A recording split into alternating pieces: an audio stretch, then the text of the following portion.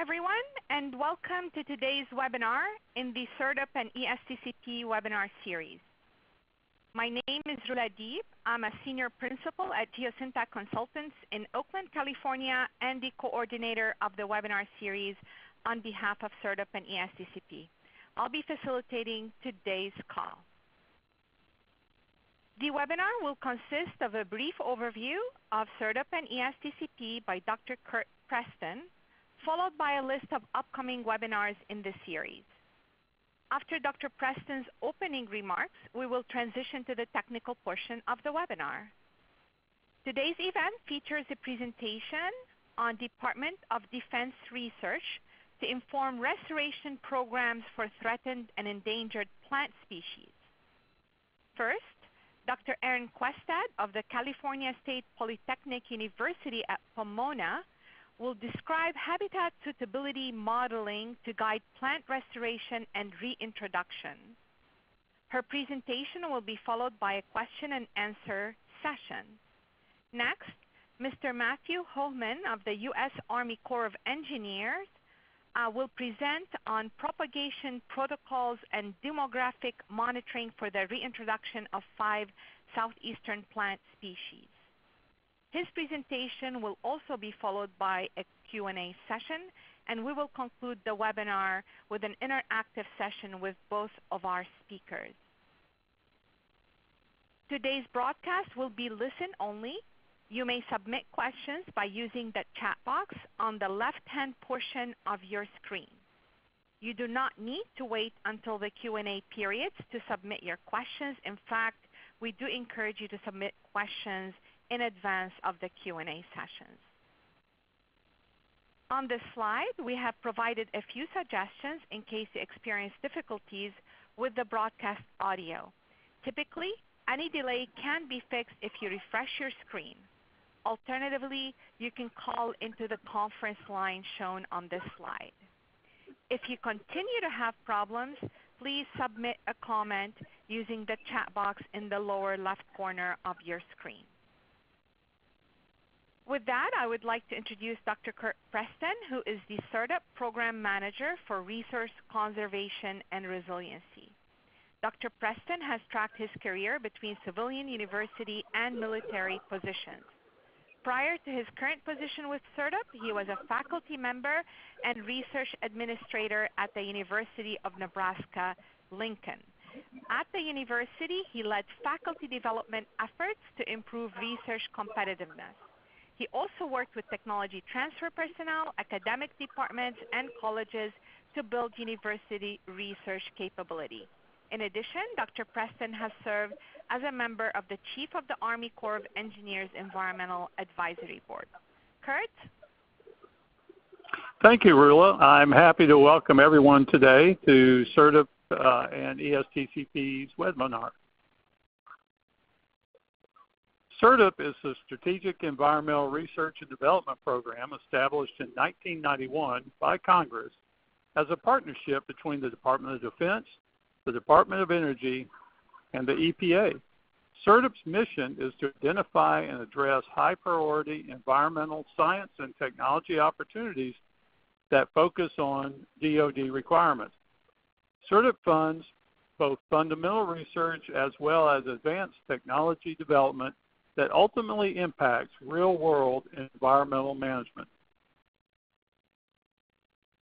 ESTCP is the Environmental Security Technology Certification Program in which we demonstrate innovative environmental and energy technologies. These investments capitalize on past investments under CERDUP or other research programs that are designed to transition technologies out of the lab and into the field. Especially important in all ESTCP demonstrations is the ultimate transition of implementation and regulatory acceptance. CERDUP and ESTCP are complementary programs, with much of CERDUP research occurring at the lab and pilot scale with occasional field efforts, while ESTCP demonstrations are primarily at the pilot and field scale, although occasionally supporting lab efforts are conducted. There are 4 program areas in CERDP and 5 in ESTCP. The Installation, Energy, and Water program area is only in ESTCP, while the other 4, Environmental Restoration, Munitions Response, Environmental Conservation and Resiliency, and Weapon Systems and Platforms, are CERDP and ESTC programs managed jointly by a designated program manager. Our webinar today is focused on research and demonstrations that were conducted under the Resource Conservation and Resiliency program areas, which is essentially 3 main areas of research: natural resources, resiliency, and wildland fire.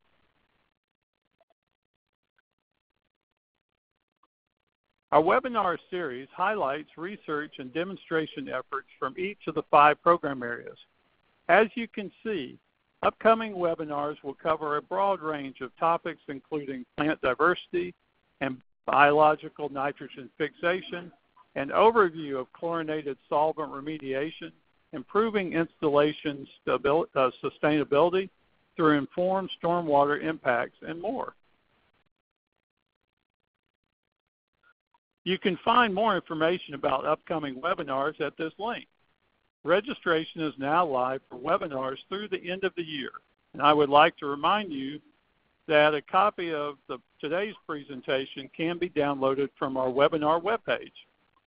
We would appreciate it if you could please take a moment to complete the survey that will pop up on your screen at the end of the webcast.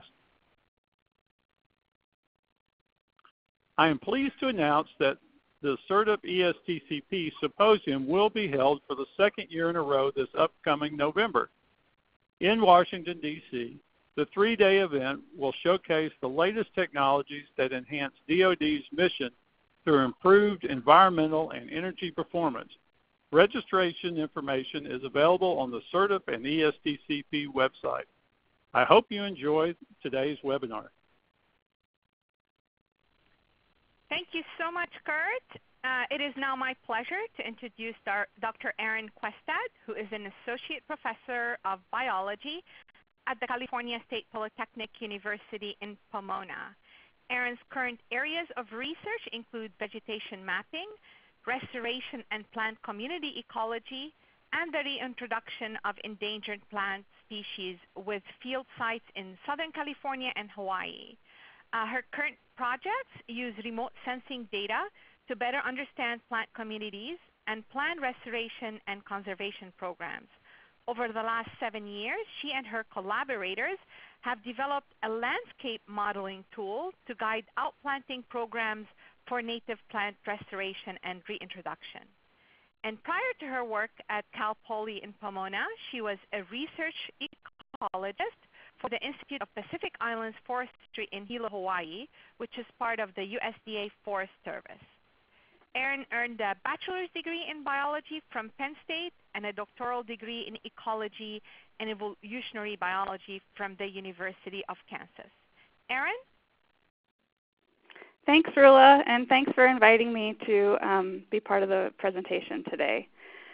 I'll be talking about our project, which was funded by the ESTCP program, and it's focused on creating tools to assist with the reintroduction of endangered plants into DoD installations.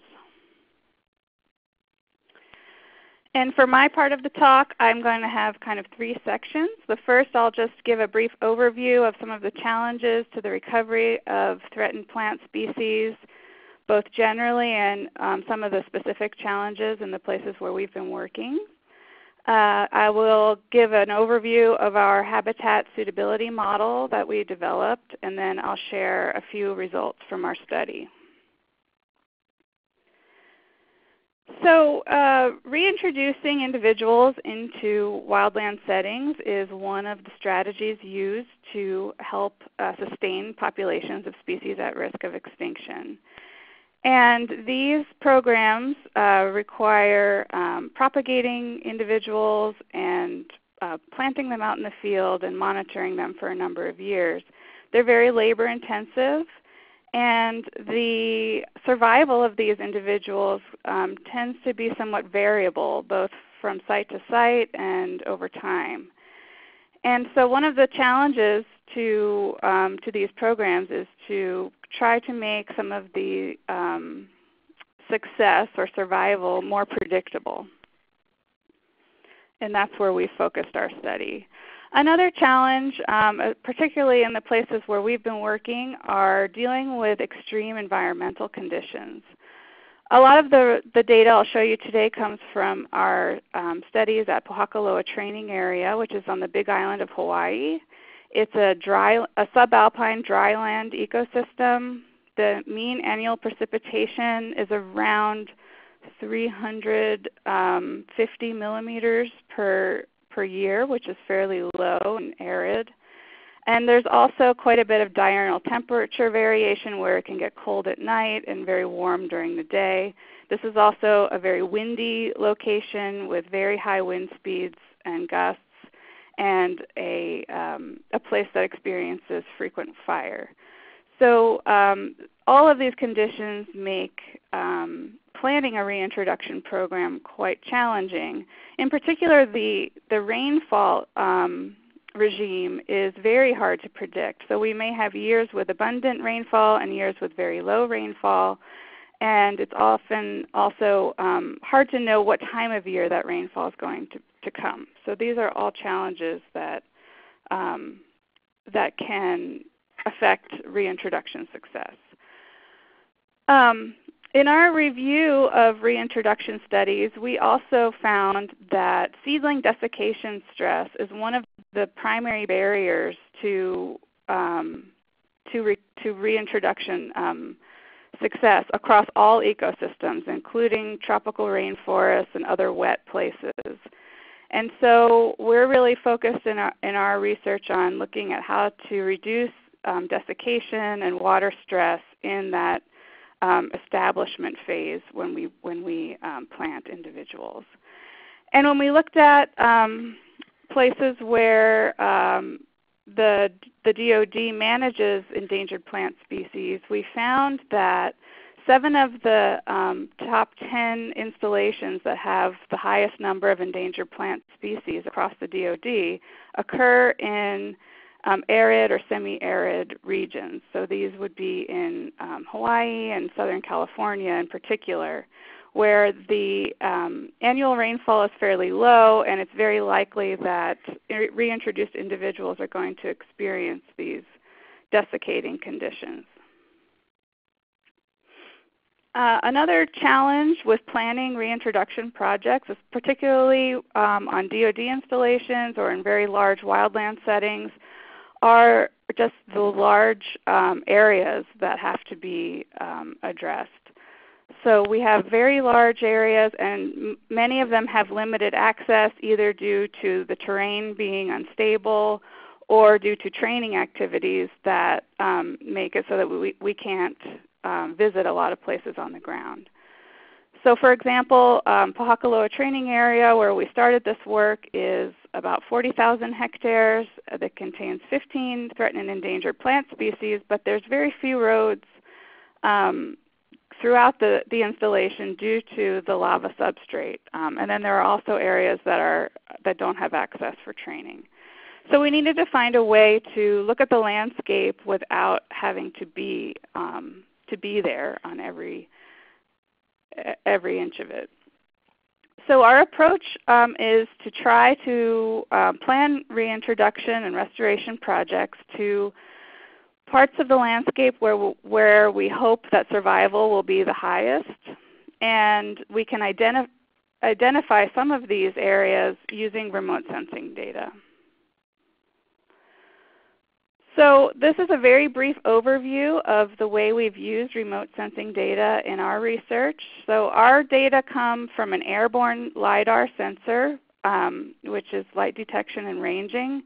These sensors create very high spatial resolution maps of the ground surface as well as the vegetation canopy. And for the research I'm going to talk about today, we've used the ground data to create a digital elevation model of the terrain. And then we do some very basic spatial modeling to produce a habitat suitability model for planting plants. And our model is based on two criteria. So I mentioned before, these are very dry and windy places. And so the first criteria variable is that a high suitability site would be protected from the wind by some sort of existing topographic feature. So here's our high suitability site. And you can see the prevailing wind direction is blocked by a cone-shaped feature here. And then our second criteria variable is that a high suitability site for planting should be in a depression. And this is because rainfall would collect in a depression, and soil and organic matter would be likely to accumulate there and potentially provide more resources for plants. And we modeled this by looking at the neighborhood around a particular spot and determining whether the elevation of that one spot was lower than the average elevation of the different areas around it. And so we scored the landscape for these two variables, and we set thresholds for each one where we decided that it was either met or not met. And then we can look across the entire installation and find places, here they're shown in blue, where both of those criteria are met. And then the zeros, or the orange locations, would be where neither were met. So we contrasted those high suitability sites where both criteria were met with low suitability where neither were. And you can see in this particular landscape, the two or all three classes are mixed with each other across the installation. And the bottom panel here shows a zoomed in version where you can see how they're mixed with each other. And this is a function of the way that the terrain occurs in this particular installation. We've made these maps in other places, and we find that they look quite different depending on the topography. And here's a visual representation of a photo in the corner here where we're showing a high suitability site, which is down in a depression here, and blocked from the wind by this feature. And then a low suitability site is up here on the ridge and exposed to the wind. So they're very close together, but ecologically they're very different. So for our study, we wanted to look at this idea and test how useful it may be at Pohakaloa training area, but also in other settings. So we replicated portions of this study at Pohakaloa training area, which is shown here on the Big Island of Hawaii.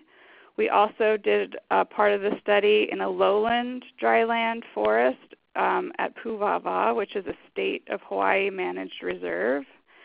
And then we also did some studies at Vandenberg Air Force Base in Southern California, and in the Santa Monica Mountains recreation area in Southern California. Those sites have coastal chaparral as the primary dominant ecosystem there. So all of these sites are fairly dry and also experience winds to varying degrees.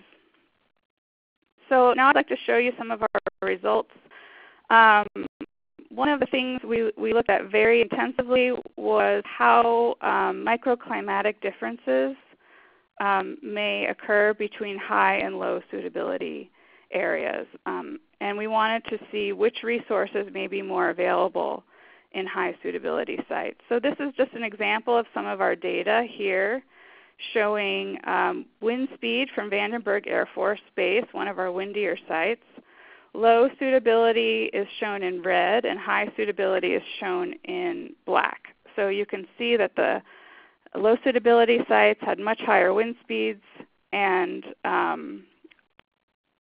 particularly when there were large gusts.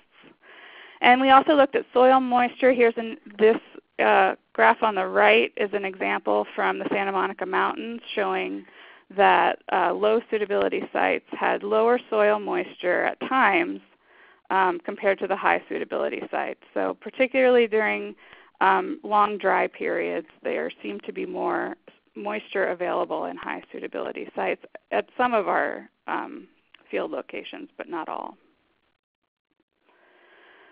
So overall, when we looked at lots of different microclimate data, we found that high suitability habitats had greater water availability in general and lower water stress.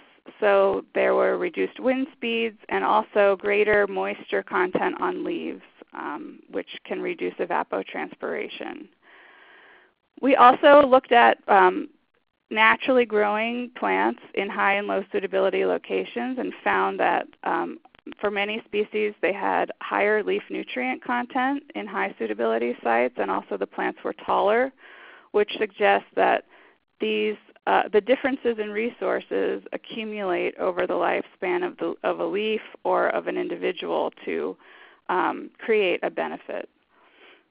We did find, though, that the difference between high and low suitability sites and their microclimate conditions was greater in our drier and windier sites. And this graph on the right illustrates that here, where the wind speed difference between high and low suitability is greater for Pohakaloa training area, which is windier, than for Puvava, which was not as windy. And that was also true. Vandenberg Air Force Base was windier than the Santa Monica Mountains. Another way that we wanted to look at our data was to see whether natural populations of threatened and endangered species were more associated with these high suitability locations. And so we used the existing data from our partners to see how these species lined up with our suitability maps.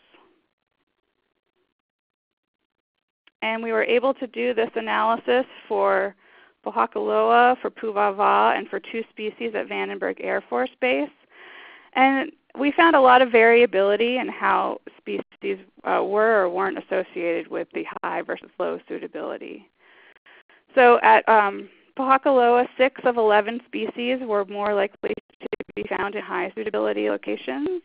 At Puvava, only 2 of 11 species were found more likely associated with high suitability, and then at Vandenberg there were no associations. So the extant populations are showing kind of a variable response to high versus low suitability, which may be due to differences in species requirements, although it's hard to say for sure because there's been so much disturbance in these landscapes that we don't know whether the natural populations are tracking their most suitable habitats anymore. They may just be located in places that weren't disturbed. So one of the most labor-intensive parts of this project was to test this idea of high versus low suitability planning for actual reintroduced individuals. And so we replicated a very large field experiment with paired high and low suitability plots. And we had 5 pairs of plots at Pohakaloa and 5 pairs of plots at Puvava, the lowland forest. And we planted individuals of 6 species at Pohakaloa and 10 species at Puvava. And so overall, for over all the plots, we planted over 5,000 plants. So there were at least 30 individuals for each species in each plot. Sometimes there were more depending on how well our propagation went. And the goal was to see how survival varied between high versus low suitability, and also measures of plant performance if they differed in high and low suitability sites. And the graph on the right shows survivorship from Pohakaloa training area. And what we found, at least in the time span of our study from 2014 through 2017, was that there was a lot of difference among species in survival, but not a strong effect of habitat suitability on survival during this time frame. However, when we looked at plant growth and performance, we did see more of a trend in high suitability sites showing a greater plant performance than low suitability. So here's an example of some data showing growth, which is change in height over time at Pohakaloa training area. So the left is averaged over all species. And so you can see in the later, as time passes through the study, we have greater growth in high suitability compared to low suitability when averaged over species. And then the graph on the right just breaks this down species by species to illustrate that some species responded more to the high versus low suitability than others. So in particular, Haplostachys here and Stenogeny angustifolia both were significantly larger in high suitability compared to low. And these are two of the species that we found that the extant populations were also associated with high suitability.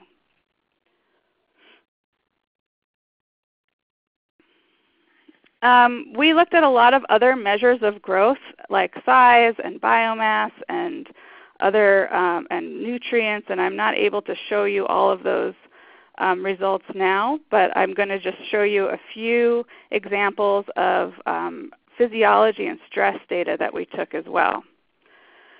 So this graph here illustrates two species at the Santa Monica Mountains, and this is quantum yield measured through chlorophyll fluorescence. So a higher value illustrates less stress compared to a lower value.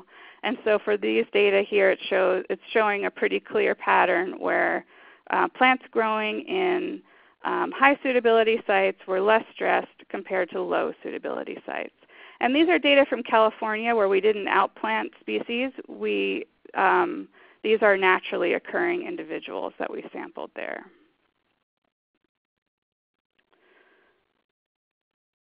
And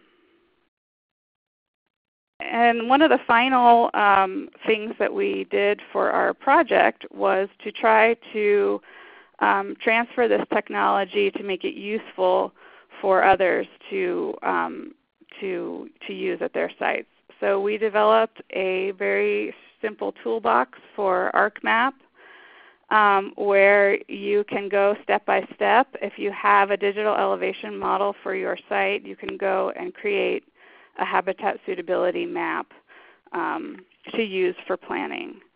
And so this toolbox is available on my personal website. You can download the toolbox there, and there's also a user guide that kind of walks you through the different steps and explains what each one is. Inside the toolbox, there's also a description of each tool as you click on it. So we're hoping that others will use this, and please feel free to download it and give us feedback. We're always trying to make it better and more user-friendly. So just to briefly conclude with my section, we did find that there were pretty strong microclimatic differences between high and low suitability sites, especially in the drier and windier sites that we studied. We saw that resource availability and plant physiological performance were higher in high suitability sites at some times, but not at all times. So there are times when high suitability plants are less stressed, and then other times where the stress level seemed equal between high and low suitability. But over a longer time period, those short periods of increased resource availability could be very important for establishment and reproduction. And then we did find that plant responses were somewhat species specific. We tried to test species across a variety of life forms, from annuals to trees, and we didn't find a real strong life form association with benefiting from high suitability, but we did see some species specific response. So not all species will benefit, but some will. As far as benefits for DoD installations, we've found that these areas of high suitability can be mapped fairly easily to assist with conservation plans and species recovery plans. We also added a feature to our toolbox where you can identify places where there's a high abundance of high suitability habitat compared to a high abundance of low suitability. And so those places with a lot of low suitability habitat could be prioritized for other uses rather than conservation if space allows. And our hope overall is that if there are greater survival and reproduction rates in high suitability areas, that will lead to reduced costs for recovery programs. And this type of planning should be especially useful at drier and windier installations. Okay, so for additional information, there's some links here, and please feel free to email me or call if you have follow-up questions. And I think we have time for questions now. Rula? Yes, thank you so much, Okay. Erin. And just a reminder to our audience, please submit your questions using the chat box on the left-hand portion of your screen. So we received a number of questions for you, Erin, starting with one from the University of Idaho. Can you please tell us how you can plant species at high suitability sites with low accessibility?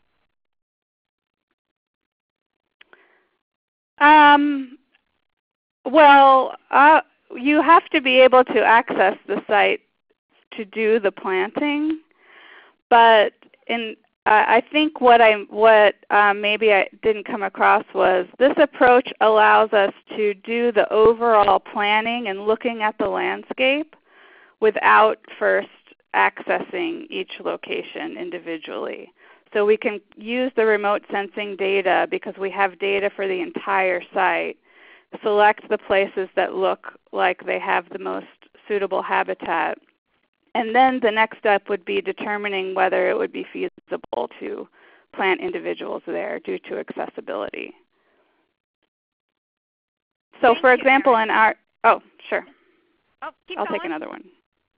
Well, I was just going to mention in our study, we chose locations that were somewhat accessible, but we did have to make water more available at our sites for initial watering in of the individuals. So we had to actually bring out water tanks and place them out there to make the sites a little more amenable for restoration.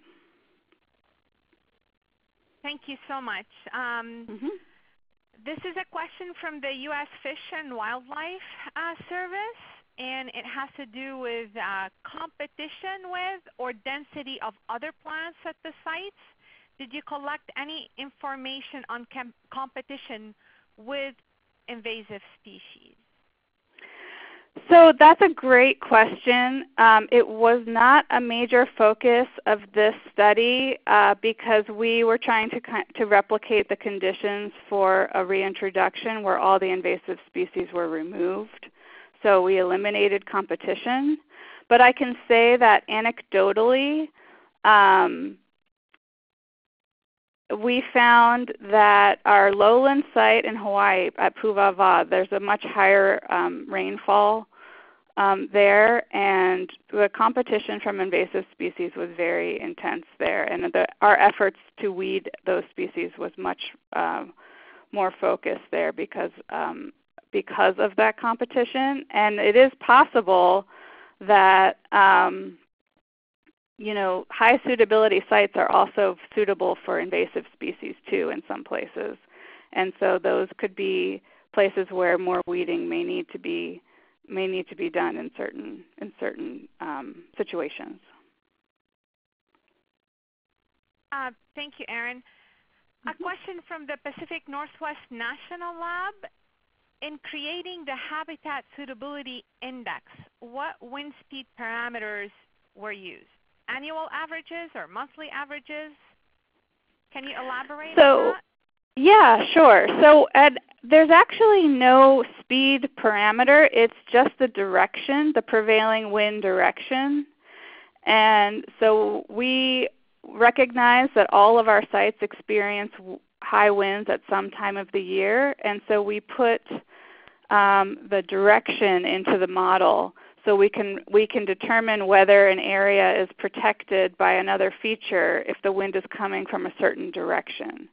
And in Hawaii, this was pretty straightforward. In Southern California, particularly at the Santa Monica Mountains, there are offshore winds that come from one direction, and there are kind of the hot drying winds, the inland winds, the Santa Ana winds that come from the other direction. And so we actually made 2 maps there and looked for places that were protected on both sides. Thank you. Another question from the U.S. Fish and Wildlife Service. What type of publicly available GSI layer might have soil moisture information useful for determining habitat suitability? That would be hard. A lot of the soil moisture type data that are publicly available are at a very large spatial resolution, like 500 kilometers to or 500 meters to a kilometer sized pixels. And that, the features that we're modeling in this type of situation are much smaller than that. However, if someone wanted to make a habitat suitability model, there is a lot of freely available digital elevation data, especially for coastal regions, and a lot of DoD installations also have their own in-house elevation data. So more and more of that data is becoming freely available and could be used to create the model, but not necessarily look at soil moisture directly. Thank you. What is the cost associated with developing a habitat suitability map? Excellent question. So we looked at different types of imagery that could be used or data that could be used. Part of our project was to evaluate whether certain types of satellite data might be more cost effective. And we found that actually the satellite data were more expensive than using the airborne LiDAR-based digital elevation data. Those data, LiDAR is approximately $8 to $10 per kilometer squared if one was going to hire someone to do it for them. And that is much less expensive than acquiring the type of satellite data that you would need to make these models. And as I mentioned, a lot of coastal regions, there's already freely available digital elevation data that could be used. And most DoD installations have some available already just for their own construction planning and management. So it's fairly cost effective to get that data. And then making the model, we've tried to make it as easy as possible with this ArcGIS toolbox that you can just kind of point and click through the steps of making the model. Wonderful, thank you. A question from the Oak Ridge Associated Universities. what were the differences in biomass of species in the high versus low suitability habitats? Well, we collected lots of different data on plant size, and we found that certain species were larger in high versus low suitability. Some of that is probably due to higher resource availability. Some of it also may be due to the physical stress of wind. But as far as quantitative differences, they were fairly species specific. Great, thank you. Can you tell us how the habitat suitability map can fit in with other aspects of conservation planning? Yes. So these are just two variables that may or may not be the most important variables for a particular species that's being reintroduced. So it's fairly straightforward in a GIS or other spatial analysis framework to overlay this information with other important information like aspect or soil type or something, or even roads and land use. So all of those things could be combined together when planning areas for conservation. And so we don't see this as replacing any of those other data sources. It's just an additional factor to consider in that type of planning. Great, thank you. And then maybe two very quick questions. This is one from the Institute for Applied Ecology. Have you modeled for other types of landscape fitness features? And the context for this is as follows, that some species possibly grow in resource-poor sites, possibly due to competitive exclusion. So the modeling for protected and productive sites may not work. So have you considered and modeled for other types of landscape fitness features? Yeah, we haven't done that explicitly, but that is one of the reasons why we feel like when we look at the existing populations, we don't always expect them to line up to be in their most suitable habitat now because they may have been disturbed. And so when looking at those results of how species tracked high versus low suitability, we feel sort of cautious in whether or not we should say that those species are doing better in high suitability or not. But this type of modeling could be used for other species that might be associated with certain outcrops or other features that can be modeled spatially. Those could be used to identify habitats for those kinds of species as well. Great. And then one last question before we move on to the next presentation. This is from the Bureau of Land Management. What is the ideal cloud density for a LiDAR data set? That I can't say specifically about the cloud density, but I can say that when converting it into an elevation model, the best modeling is going to come from the smallest ground sampling distance or pixel size. So for our data, we used about a 2-meter pixel size to model elevation, and that means that for every 2 by 2 meters on the ground, we know what the elevation is there, but nothing smaller than that. We've also done these models with 5-meter pixels, and they seem to come out pretty well. It just depends on how small the features, the topographic features are that you're trying to model. So whatever cloud density is needed to create about a 2-meter 2 to 5 meter pixel size, I would say, is sufficient for the types of places that we've worked so far.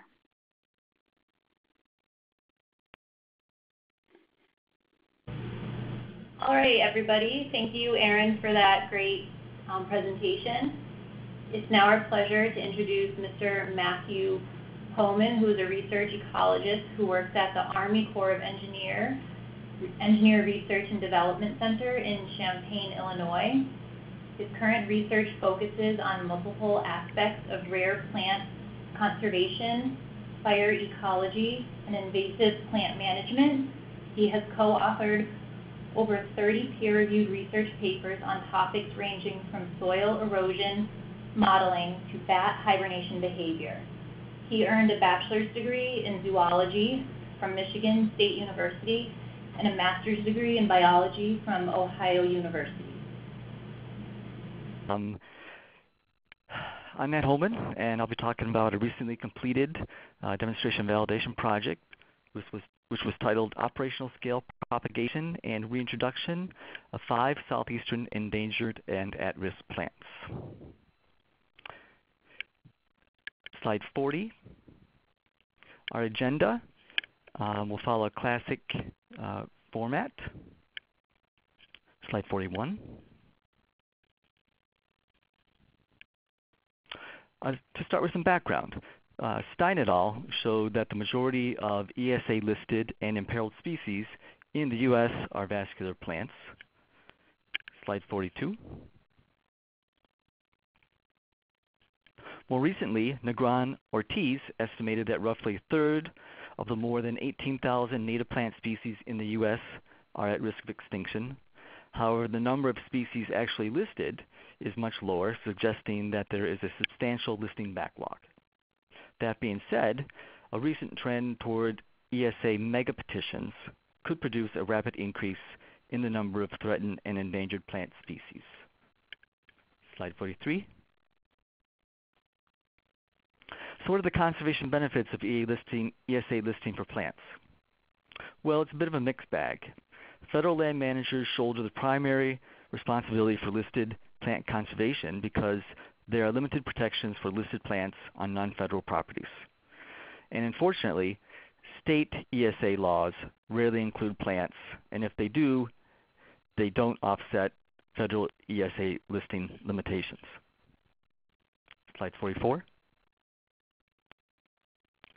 Listed plants not only receive fewer protections, they also receive lower investment for recovery.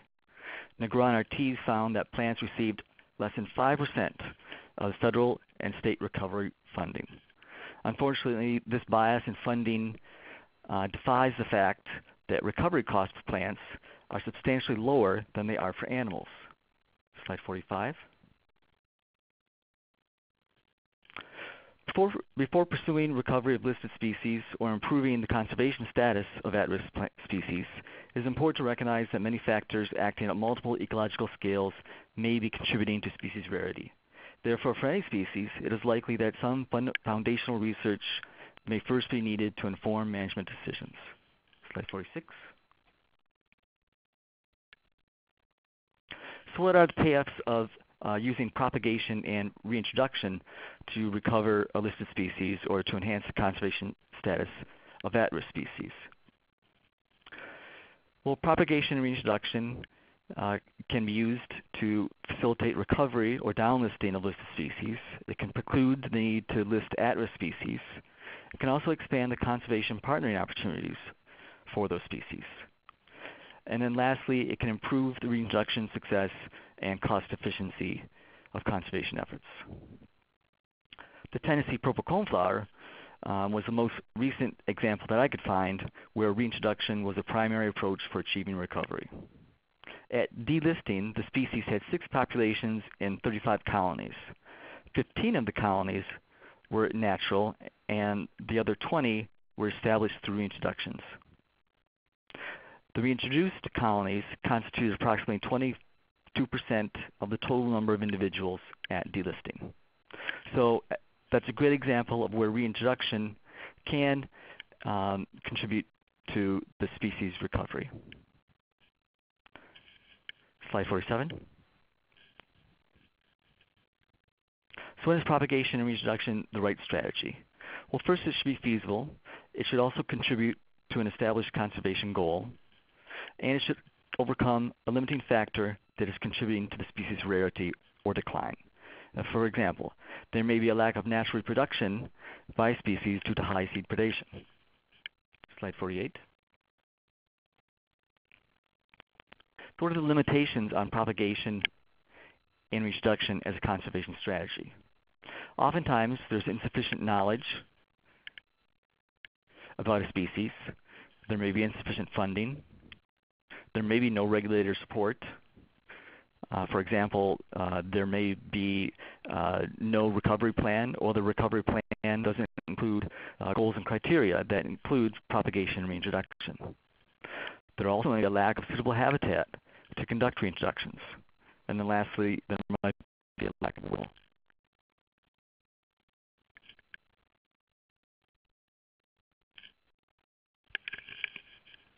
I need to go back 2 slides, please. One more.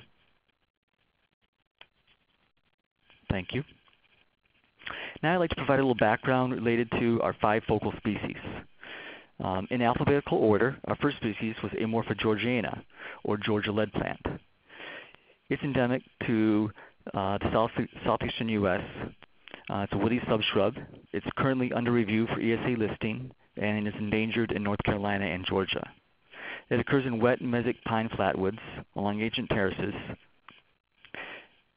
It also produces abundant seeds on multiple racemes, so there's plenty of propagules available for propagating individuals and attempting reintroductions. Lastly, the majority of population individuals occur on Fort Bragg, North Carolina. Slide 50. Our second species is Astragalus michoii, or sandhills milkvetch. It's an herbaceous perennial restricted to the falling sandhills of the southeastern U.S. It's threatened in Georgia and a special concern species in North Carolina. It occurs in xeric subscrub oak sandhill communities and is most often found in small topographic depressions that contain higher loam content and nutrients. It has highly variable seed production. Some years it produces abundant seed, and other years it can have complete failure of seed production. Slide 51. Our third species is Lilium pyrophyllum, or sandhills lily. It's an herbaceous perennial, again restricted to the fall-line sandhills of the southeast. It's an endemic specialist. It's endangered in North Carolina. It's very slow to mature, so it's presumably long-lived. It also has variable seed production and exhibits vegetative dormancy. Slide 52. Our fourth species is Lysimachia asperifolia, or rough-leaf loosestrife. It's a rhizomatous pseudoannual that occurs in the Atlantic coastal plain, with populations on Fort Jackson, Fort Bragg, and Camp Lejeune. It is the only federally listed species that we are going to talk about today. It occurs in a variety of habitats, but rarely produces seed. Slide 53. And the last species is Pyxidanthera brevifolia, or sandhills pixie moss. It's a woody cushion plant that is very restricted in its range. The majority of population individuals occur on Fort Bragg. It enjoys no state or federal protections, and its habitat includes xeric sandhill scrub communities. It produces many seeds annually, but has poor recruitment that is probably only episodic at best. Slide 54. So our objectives were to implement production scale propagation and operational scale reintroduction for these 5 species. We also strive to evaluate the reintroduction success using comparative demography, and lastly to optimize costs for establishment of self-sustaining populations. Slide 55. Our approach included 4 phases. First, we propagated aggregated more than 6,000 plants of 3 size age class cohorts over multiple years. We then outplanted these cohorts into 4 reintroduction sites for each species. Third, we collected comparative demographic data in reintroduced and natural populations for 4 years. And then lastly, we conducted a cost assessment and optimization. 56.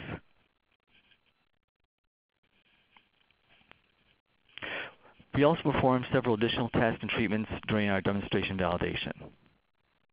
For Georgia lead plant and Sandhills lily, we incorporated seed addition plots into our study, wanting to examine the relative recruitment from seeds versus outplants. For Georgia lead plant and Sandhills milkvetch, we provided supplemental irrigation. For Sandhills lily, we incorporated site maintenance where we cleared vegetation at time of outplanting. And again, the focus of these tests and treatments was to examine their relative effect on growth and survival. Slide 57. Next, I'll present our results for each species separately. For each, we compared the population growth rate, or lambda, for reintroduced versus natural populations. If lambda is greater than 1, the population is increasing, whereas if it is lower than 1, it is declining. For Georgia lead plant, we found that our reintroduced sites had a lower lambda than the natural sites. First year survival was 90% for individuals greater than 20 centimeters, which is a large individual.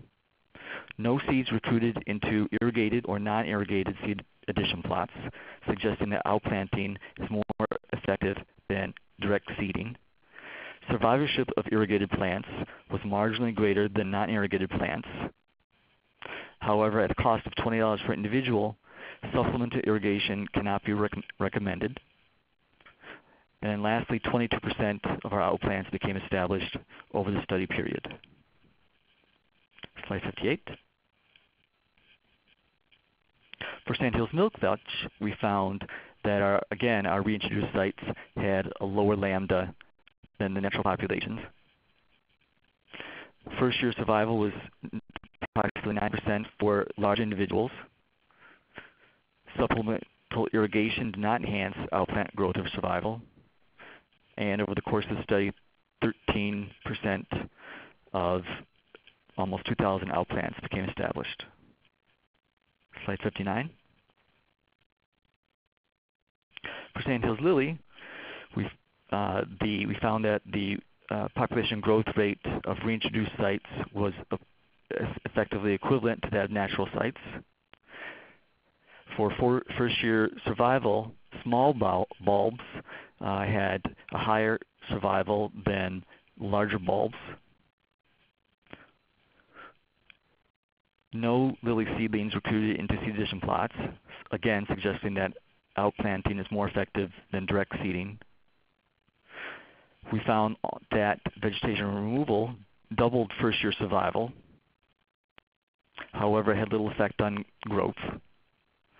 At a cost of roughly $4 per individual for vegetation removal and the extended propagation time necessary for the species, we do recommend vegetation removal within reintroduction sites. And then lastly, approximately 24% of our outplants became established. For roughly flu strife, we could not estimate lambda.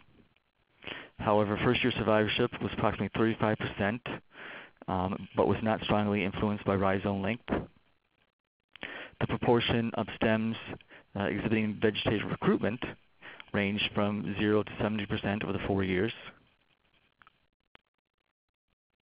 And roughly 24% of our outplants became established. For a cost assessment for this species, we found that rhizomes of approximately 8 centimeters in length cost $13.50. And then using our survivorship estimates for this size rhizome, we determined that establishment cost per individual is roughly $39. Slide 61. Unfortunately, for for sandhills pixie moss, we had propagation challenges with exceptionally high transplant mortality, and we had to abandon it as a demonstration species. Slide 62.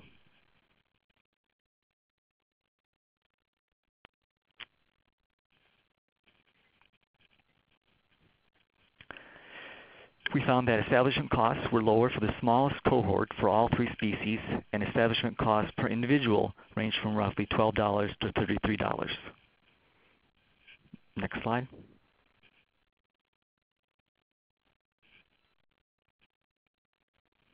For 2 of our species, we also were able to perform a cost optimization, which included additional information about growth and recruitment in addition to survivorship.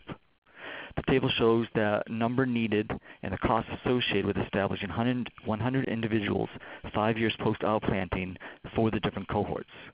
We found that the largest cohort for Georgia lead plant and the smallest cohort for Sandhills milkvetch were best for optimizing cost.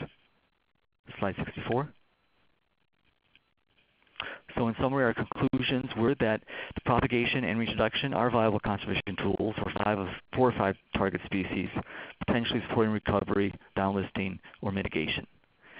Populations of 100 individuals can be established 5 years post-outplanting at a low threshold cost of $10,000 for all species except Sandhills pixie moss. And then lastly, propagation and reintroduction should not be a substitute for active conservation of the remaining extra populations of 5 species, given our modest success. Slide 65. So the benefits to DoD are expanded conservation and mitigation strategies. The technologies also provide new opportunities to share conservation responsibility with partner agencies and organizations. They also can potentially support recovery or downlisting of particularly rough leaf loosestrife, and it can also potentially reduce the likelihood that at-risk species will be listed. Slide 66.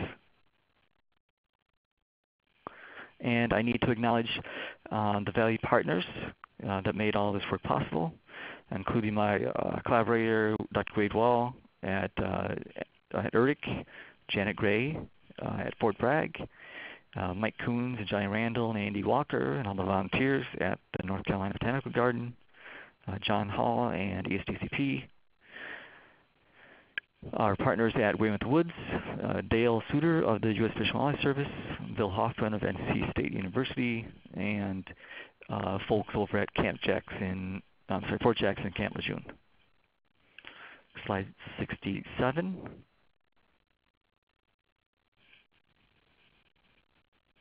And then for additional information, you can download our technical report from the website shown here. That is all that I have. And again, I thank you for your patience. Thank you, Matt. I would like to remind you all to submit questions using the chat box on the left-hand portion of the screen. We have received a number of questions that Matt will answer. Matt, can you please start off by providing some information about the methods you use to calculate costs? Yes, we had, let's see here, we had about 5 factors that captured information about labor, travel costs, and supply costs. And we kept track of those on a per individual basis during the propagation phase, the outplanting phase, the monitoring phase, and then we rolled those up and we aligned them with the variable sizes represented in the different age cohorts. It was a fairly complex analysis, and so it was a demographic analysis that looked at the growth and survivorship in transition matrices, and all the details are in our technical report. Thank you. A question from the U.S. Fish and Wildlife Service, from the National Wildlife Refuge System. Are the survival estimates for the outplanted individuals for only the first year? And do you have longer-term data? So the survival estimates that were presented, I think I captured the specific timeline that they related to. Our population growth rates were estimated over 4 years, and that was the duration of our study. So we wanted to explore the efficacy of employing demographic approaches to assessing the viability of reintroduced populations in order to achieve some estimate of viability under a shorter timeline. If we had taken alternative approaches relying upon simple linear regression, oftentimes it takes 10 or more years to get enough data to confidently estimate the trajectory of the population. So that was why we chose to employ a demographic approach.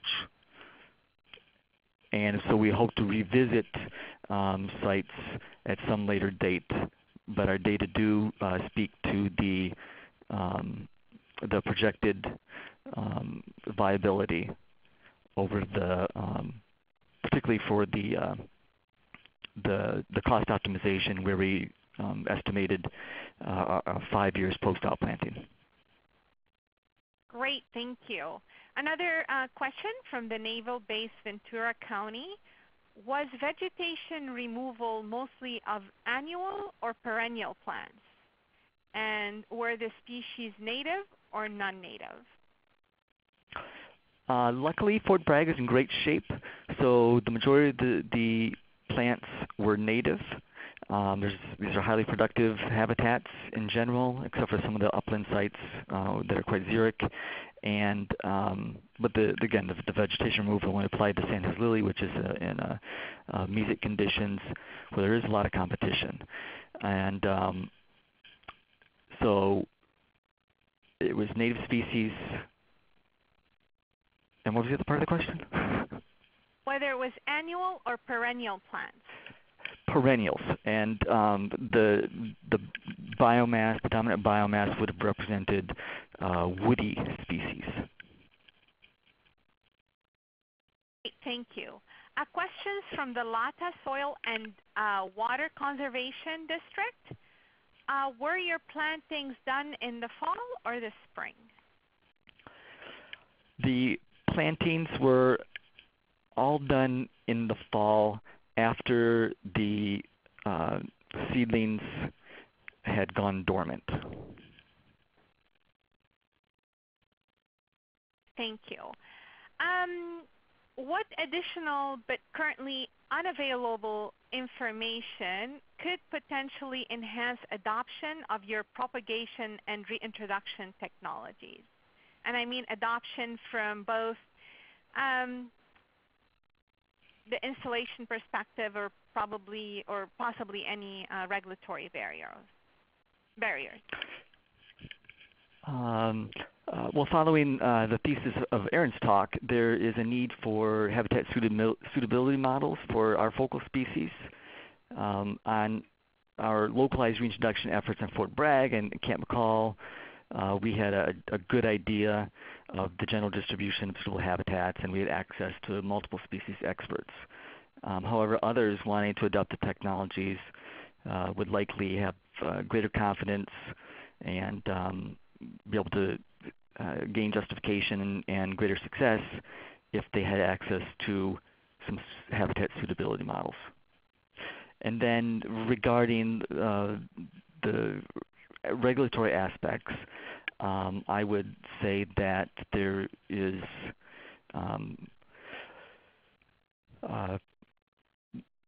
there are challenges depending on the locations of installations or reintroduction sites, whether they have available propagules within their state boundaries, because there are limitations on moving plants or plant parts, particularly of listed species, at the state or the federal level across those state boundaries. So that's a potential regulatory hurdle. Thank you. And one last question before we pull Aaron back in. Can you please elaborate on what some of the limitations maybe on scaling up the technologies you described? Well, as I kind of hinted at, I was hurriedly going through my slides. Some of the species have very limited propagules production in certain years and in general. So propagules production is an obvious potential limitation, and particularly for the sandhills milkvetch and the sandhills lily. Great, thank you. Two broader questions for both you and Aaron before we wrap up. Let's start with you, Aaron. Given that DoD services and installations have invested greatly in conservation easements, oftentimes for single species management, can the technologies that you described be implemented on those properties to improve the conservation of multiple listed and at-risk species? Aaron?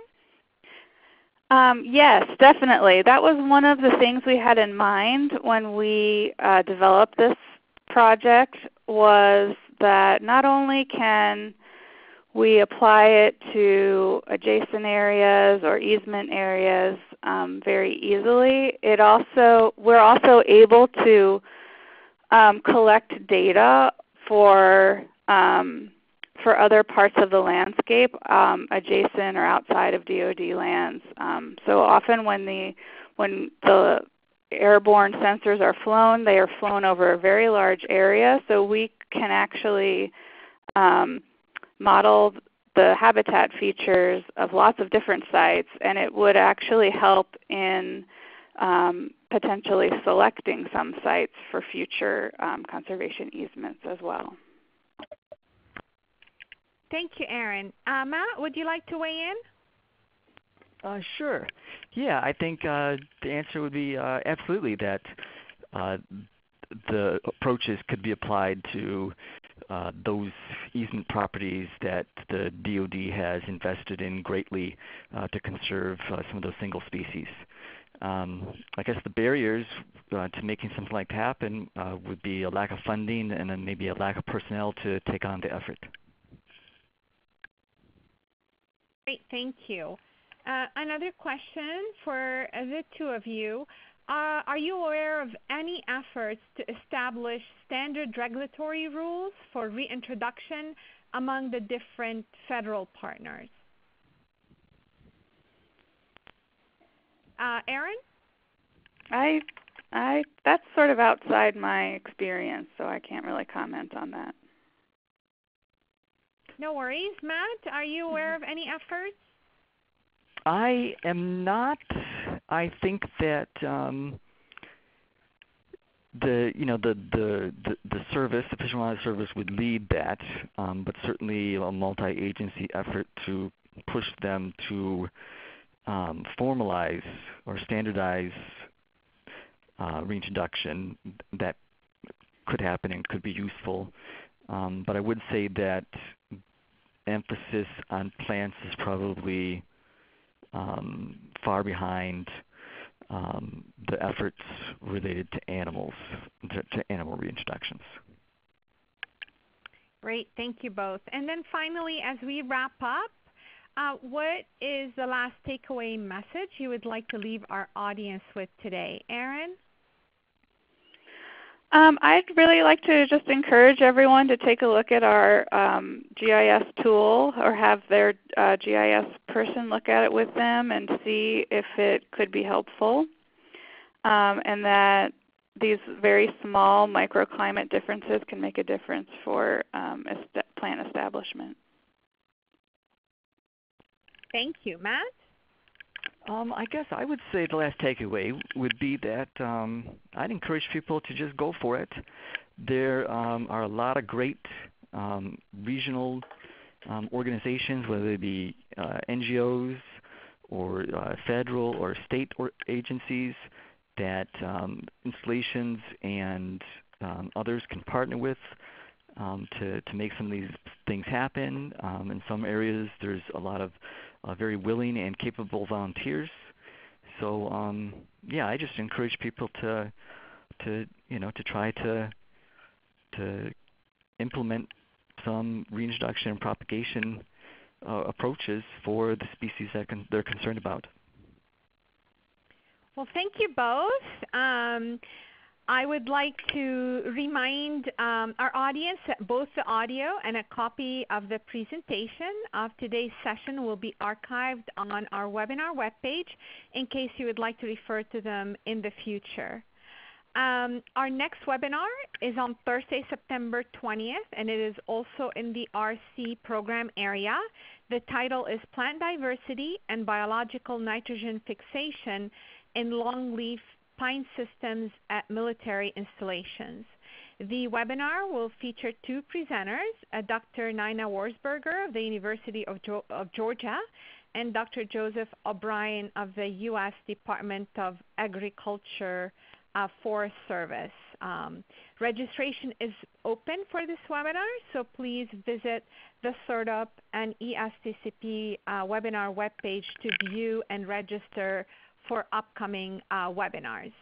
At this point, I would like to ask you to please take a moment to complete the survey that will pop up on your screen at this time.